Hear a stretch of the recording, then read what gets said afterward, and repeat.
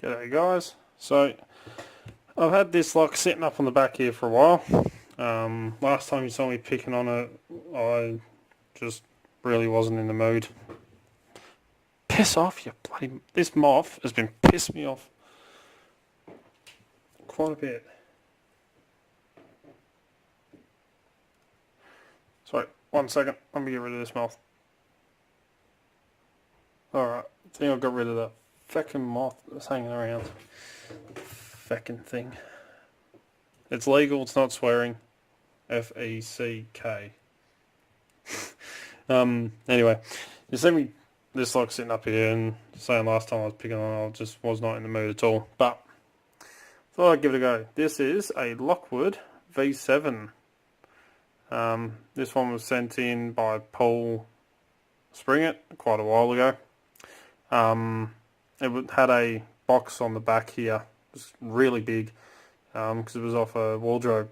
And when I tried to take the box off the back so I can fit it into the vise, one of the screws snapped off on me. But drilled out and I filled it in, so when it's picked you can't just reef your pick out because you pull the whole core out. But it still works. It's still good to pick. Didn't have a key for this one, but hopefully you won't need no stinking key for it. In the words of Bosnia Bill, don't need a stinking key. But anyway, fingers crossed I'll be able to get this one picked. I'm going to try a little trick with this one just so I can really control this core, because I've seen quite a few people doing it. I'm going to put a bottom of the keyway tensioner in, and I'm going to use the top of the keyway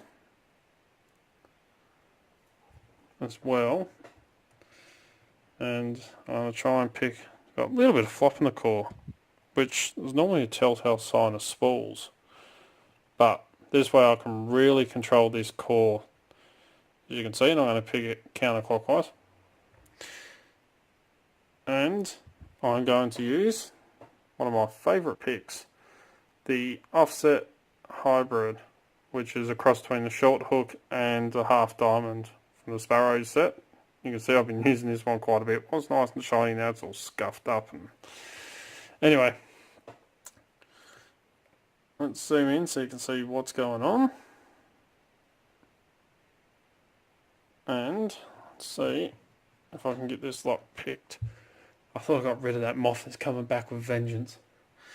Anyway, let's go counterclockwise. We'll go light tension.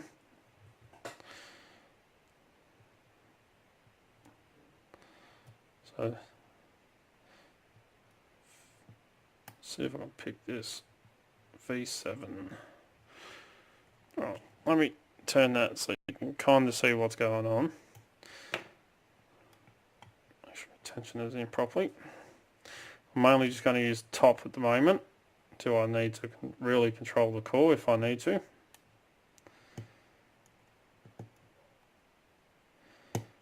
Alright, little click there. I think he just fell back down.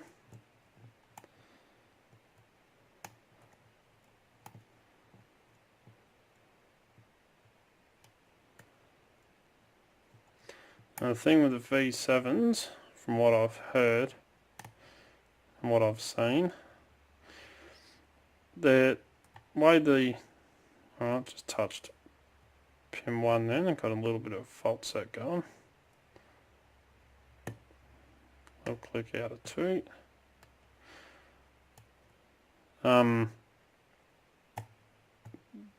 They're kind of like the way that these are done are kind of like a V-twin engine on a motorbike. Definitely got to bind it there.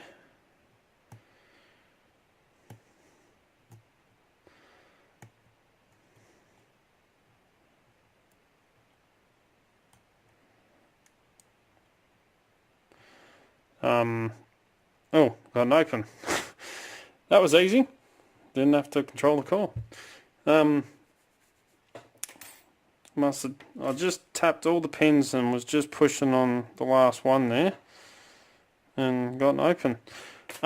Like a V twin motorbike where you got the two cylinders sitting out either side. It's the same way in which this lock, actually, the pins sit, so they spread out like that. Well, like that, so you got pins going up either side and they all sit down in the centre. So pretty interesting way of doing it, but that was a lot easier than I thought. Oh, I'll take it. I was just feeling my way through, feeling for a binder, and I must have set them. That, or there's something tricky going on with this. But it's an open nonetheless. I can't remember what tray it was I used last, so I'll bring out everyone's favourite, the Beast. Sit that there. And I think I'm due for a new shim. Let's grab a new shim out.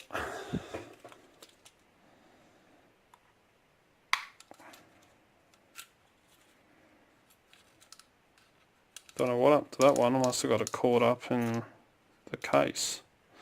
I think that's one there. Let's go follow it and tweezers. Alright. Well, even though I probably don't need to shim this, I'm going to, just to be on the safe side. Okay, I was wrong. There's two there.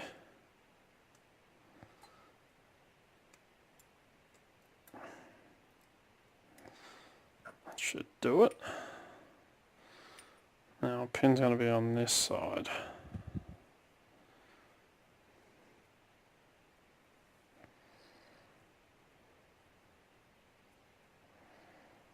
Oh, I feel something falling at the bottom there. What is that? Alright, so we've got two anti-drill pins.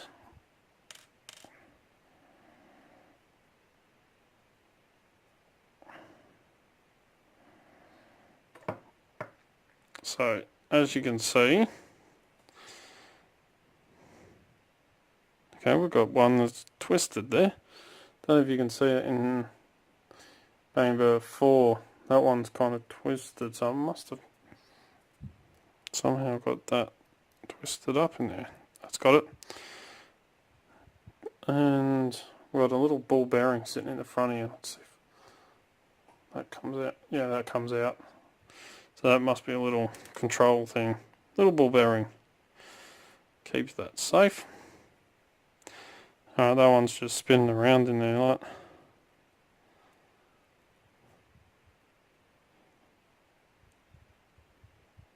Total 7 pins for your V7. So yeah, as I was saying, you can see they all line up into one in through the centre. So kind of the V7 or the twin motorbike engine. But anyway, it's enough gas bagging. Let's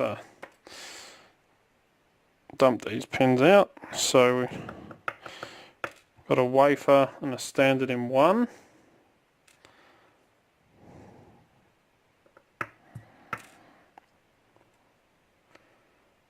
Another wafer and a standard in 2. So this must be master keyed. Another standard and a wafer in 3. 4 is the one that keeps bouncing around.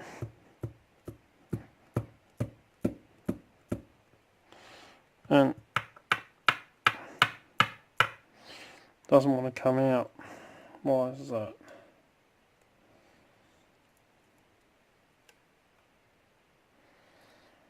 Alright, we'll come back to him.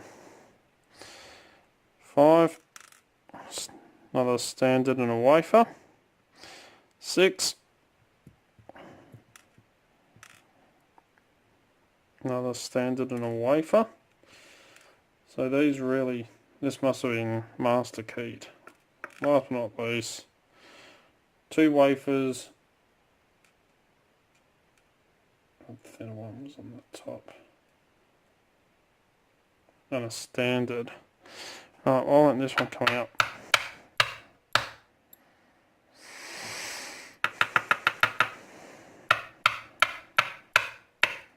That's got it. Nearly lost it though. Another standard and a wafer. And no mods or anything to that. So that's where those two anti-drill pins went in the bottom there. But as you can see, they all kind of line up. So as I was saying, like the V-twin motorbike engine, like the one that's on my Honda Shadow American Classic 750cc Cruiser, sitting in the shed. And upstairs, I can remove that shim.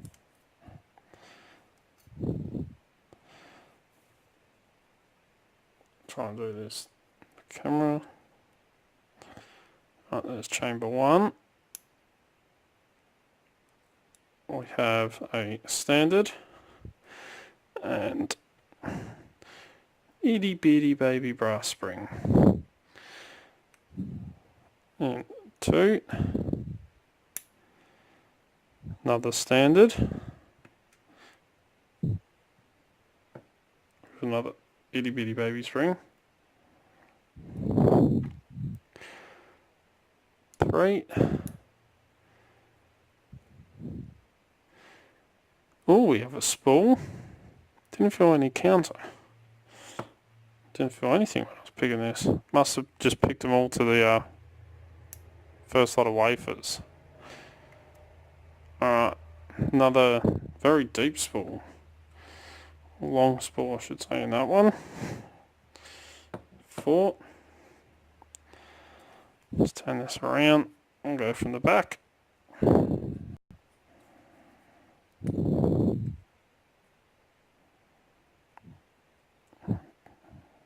Another spool in 6.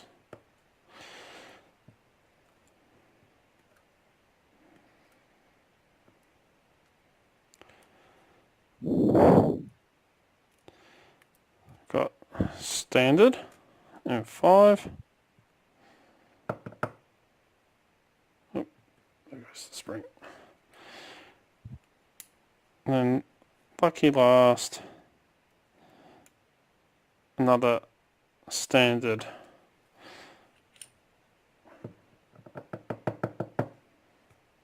And there's the itty bitty baby spring on that.